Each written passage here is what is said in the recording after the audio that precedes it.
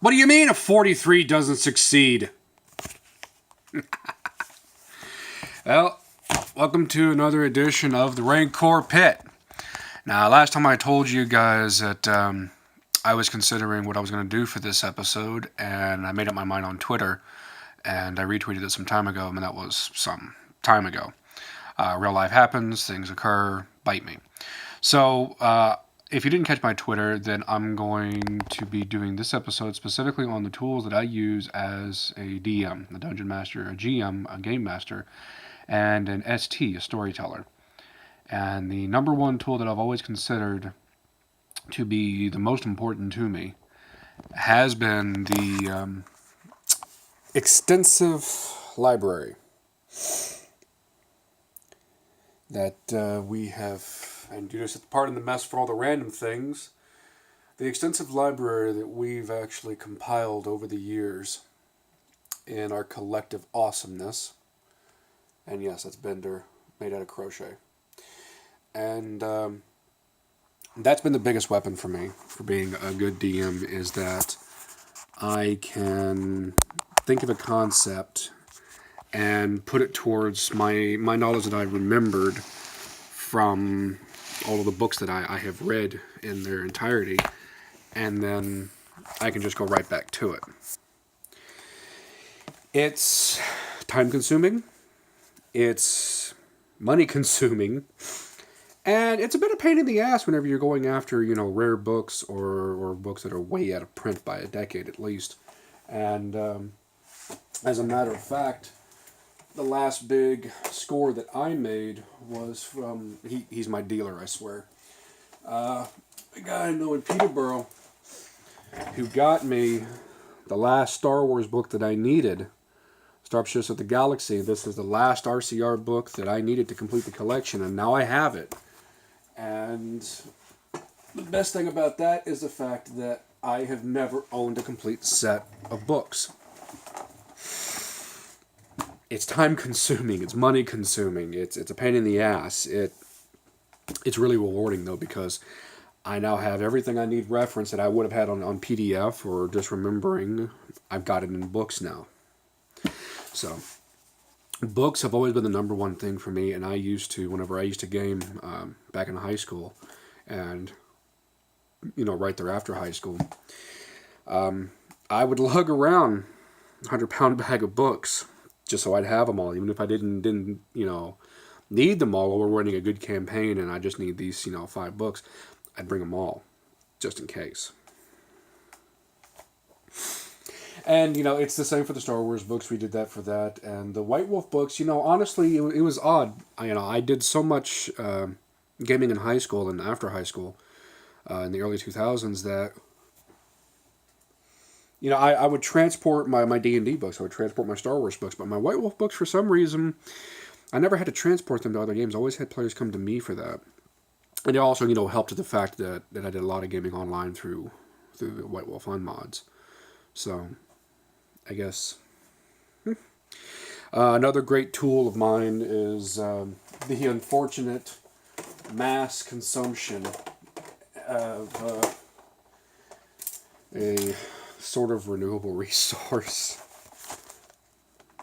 Notes, paper, spirals. I've probably got 100 of them, literally. I got spirals dating back to before the millennium. I got spirals dating back to the mid-90s with notes and character stuff. At one point I actually had this it was a thicker spiral, and Kaylee had at the time got me color tabs.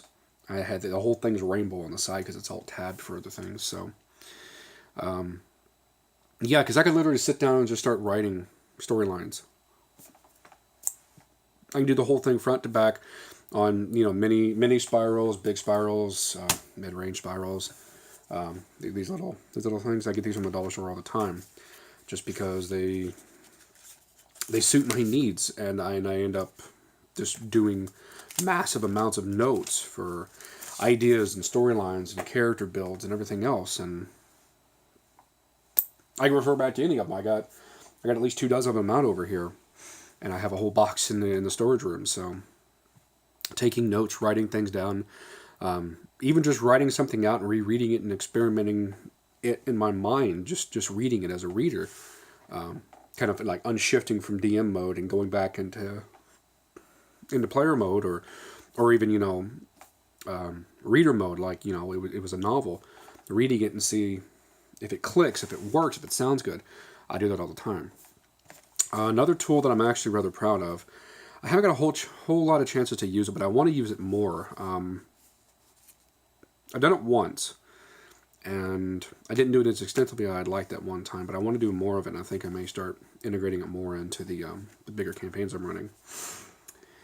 I got this from a trade from a friend at Neglect, which was the White Wolf New World of Darkness International Con that was held at Tampa Bay in 2025? No, summer of 06. Yeah, summer of 06. And I had a cheesy deck of Miss Cleo tarot cards. And the guy who won this was my roommate at the time, and he, for some reason, was all for doing it. I think it's because the Miss Cleo ones were like fully Egyptian style, and that's what he wanted for his collection.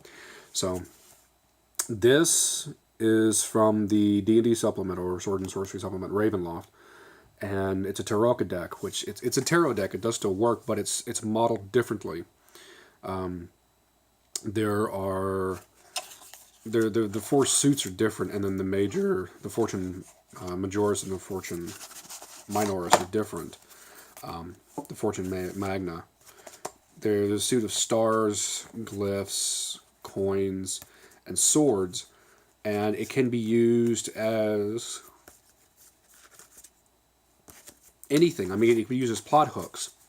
It could be used as character development. It could be used as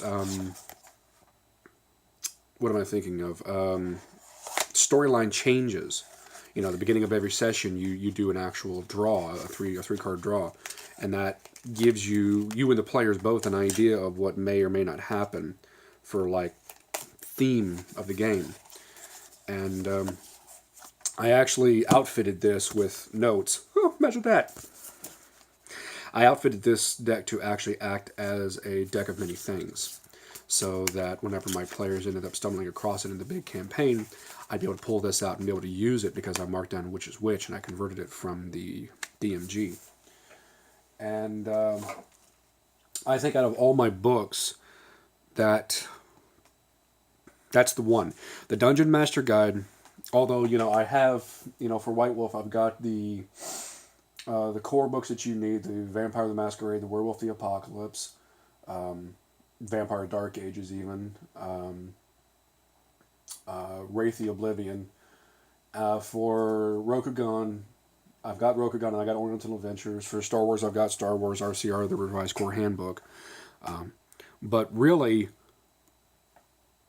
the DMG, the Dungeon Master's Guide, it's the biggest, most comprehensive piece of equipment that I've ever used, that I could always draw from, even if it's from like ideas for other games.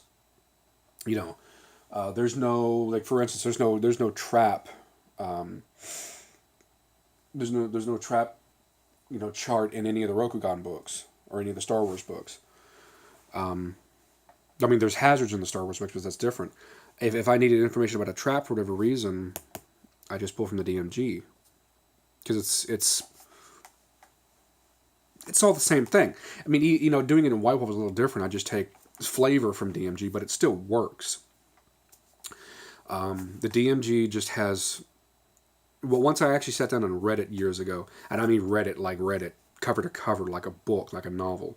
I didn't skip around looking for stuff. I actually sat down and read it. Once I read it in its entirety, the quick information stays with me. All the basic stuff's always there, and I can easily just draw from it, but it's a really comprehensive and large book, so I can remember all of it. I always use it. And I need to get the DMG 2, because there's nifty stuff in that too. books, notes, my tarokka deck. That's all for physical, I guess. I'm word I'm looking for. Physical tools. I do have a lot of other tools too. This phone's one of them.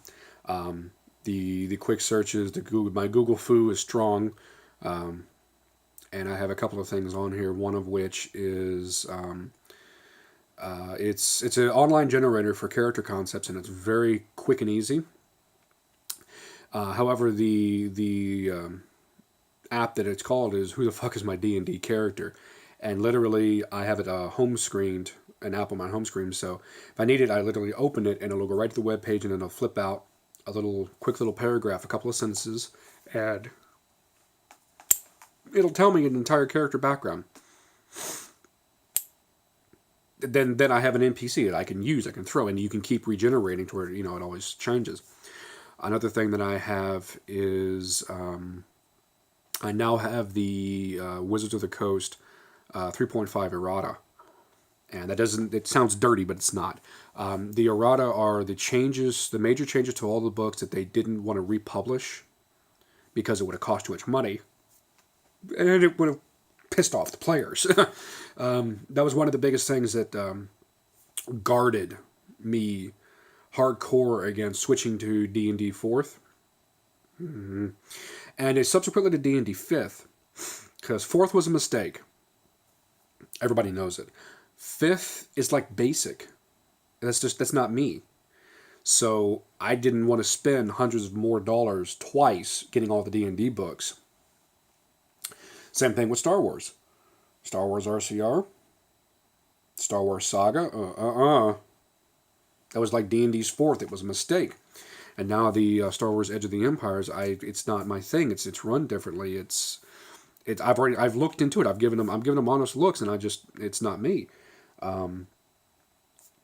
The other thing is, Rokugan is, unfortunately, it was Oriental Adventures was a second edition AD&D, Advanced Dungeons and Dragons, holdover into third edition, whenever they printed Oriental Adventures, and then they printed all the source books and sub books under third edition rules. Well, third edition has a number of breaks in it. That's why 3.5 exists. I have to do a lot of conversions by hand whenever I go to do that. But there is a new, third edition, what's called L5R, Legends of the Five Rings, which Rokugan is based off of. There's a whole new edition for that. But it's a different system. Now, I played this system before whenever we were playing Seventh Seas with my old roommate in Florida. But I never got the chance to actually GM a game because the rule set, it's different. You only use D10s, but you roll a certain number of D10s, you get to keep a certain number of D10s. It depends on what you're doing, what you're using, what's going on at the time. It's a different rule set that takes a lot of in-depth reading, and I never got the chance to because I only played a few, like half a dozen sessions. So L5R, I'm not going to go buy those books because I don't know the system. So keeping the resources I have is what's kept me out of the poorhouse, essentially. The other good thing is that you can always find PDFs online. It's nice that you can do that, but the hardcover books I've always enjoyed more. I have a tablet that I've got quite a few resources on, actually. One, I've got a really good and reliable dice roller that I can use for dice rolling, especially whenever it's mass. Delayed blast fireball. Go get out 20d6 or 15d6, you freak. No, I can tool that up and done. We're doing 15th level characters, 15 hit die. I'm not going to go dig through and find 15 separate dice. So just do it on the roller. Bam, done. I also have a different sort of character generator. I'll get it, actually. That I picked up a little while ago. I haven't used in a bit. Just because I've had so many ideas on my own. But it is called 3.5 NPC Generator. Right there. Focus. Okay, no focusing. It's right there in the corner. What it does is it actually brings up this huge, populatable list of some of it's drop down, some of it's type in, and it's pretty comprehensive actually for a little quick little dirty app. Excuse me. I have a couple other NPC generators on that too for other things. One of the biggest tools that I keep finding myself going back to is the dungeon generator, specifically from Donjon, Donjon. It's not .com. Literally type in Donjon map generator on Google and it'll come up. I promise. The SRD, which I'll talk to here in a second, did the same thing through Open Gaming License. They have their own, but for some reason theirs is a bit buggy whenever you go to try to save it.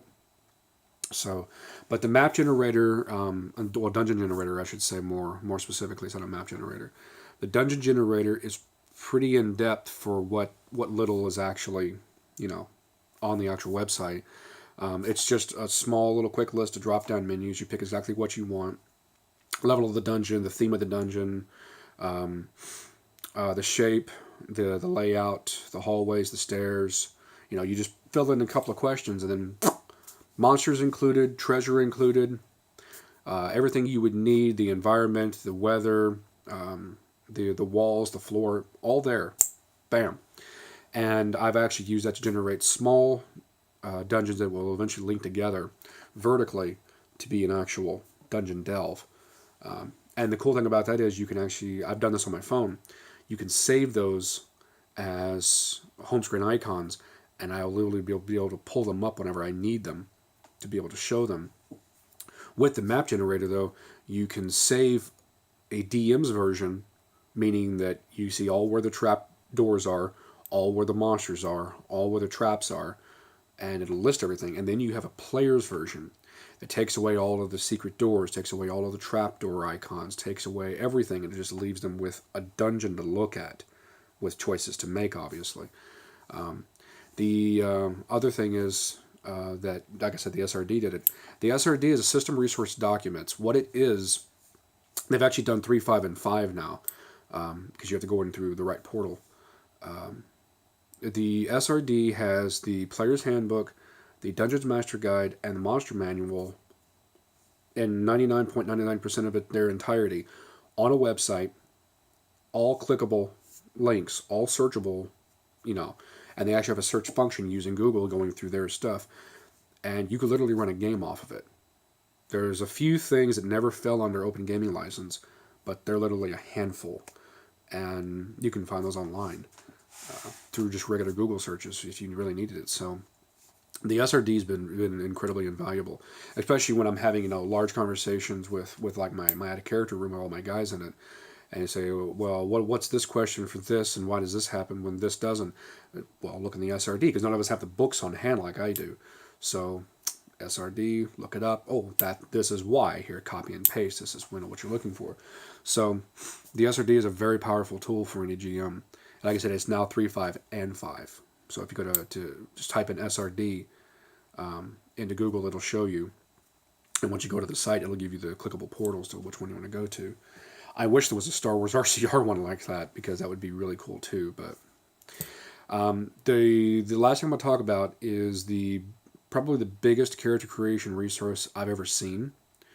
And I've actually spoken multiple times with the owner of the website and the designer of the generator through email. It'd be really cool to meet the guy. His name is Jim. He is an actual pathologist. And his website is PathGuy, PathGui.com. Now, the website itself is a monstrosity because it's literally just a huge list of clickable things. However, he does have a huge sidebar down at the lower left-hand corner, and he has a 3.5 character generator. He has a 3.5 character generator Lite. The difference between the two is that the character generator is huge, encompasses a great number of books. Some books I don't even have yet. It has feats and character classes and features and all kinds of stuff from those books that you can choose. Literally, you have a dice roller, you roll your stats, you choose your race, you choose your level, you choose your class, you choose your feats, your skills, your equipment, and you write down what the character looks like. And then you can literally hit generate, and it'll give you a pop-up page, and everything will be there. The math will all be done for all of the base attack bonuses and weapons. Your feats will be compiled. Your skills will be totaled. Everything will be right there. And it's an entire character. You literally copy and paste it, put it into a note generator or something else, and then you have a complete character. Bam. Simple. 3.5, 3.5 light, which is a lot more streamlined. It does not go into a huge amount of extra books. But if you need something quick and dirty, or you're running a beginning level campaign, bam, 3.5 light. He also has a 5th. I don't know if he has a 4th. I know he has a 5th. He also has a Pathfinder Generator, for you PF people. His Pathfinder Generator, he also has, oddly enough, Star Wars RCR. It doesn't go into the fact that I own all the books and have all extra resources, but it does cover all the most of the basic stuff that's in there. Same thing, generate your stats, pick your race or your species, pick your feats, your skills, your ability increases, all of it, and then you hit generate, and bam, you've got it all. Same setup. The guy programmed all of this, right? Because he's a gamer. Jim would be really cool to meet. It would be an awesome thing to actually meet him. As I said, he's a real pathologist at a university, so cool. But yeah, Path Guy's generators, if you need something simple, if you need something in depth, both can be covered in one site, and it's pathgui.com, pathguy.com. That combined with the extensive library and my electronic stuff with, like I said, there was a time when I didn't own all these books, or at least have access to them. I had to use PDFs, a lot of them, all the time. I used to have a huge PDF library. I've got rid of it over time because I now have the hard books. But yeah, combined with the PDFs I used to have, Path Guy, and just making notes, my DM arsenal is huge. And that's why at any given time, I could have any of my players, I could have my big group could come next time. At the end of the month, we're going to do another game. You could come next time and say, okay, we want to play a different game. We want to be this system.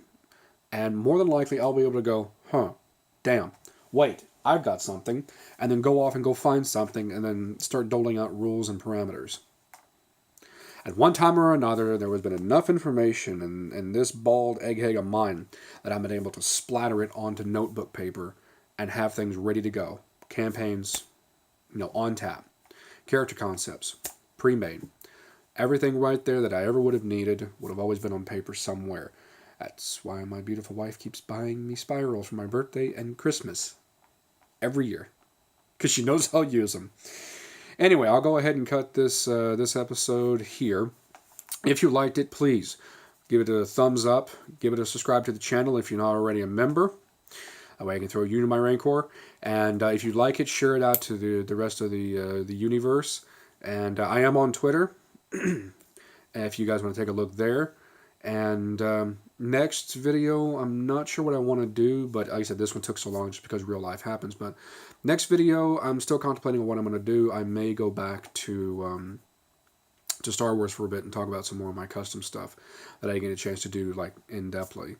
I will inevitably do a video featuring just my working Tiger Electronic Star Wars battleship game. It's really cool, really does work. It's awesome. We played it a few times. I need to figure out a better lighting system because the little pegs, you can't really see where you're putting them. So anyway, until next time, guys, grab your dice and roll initiative.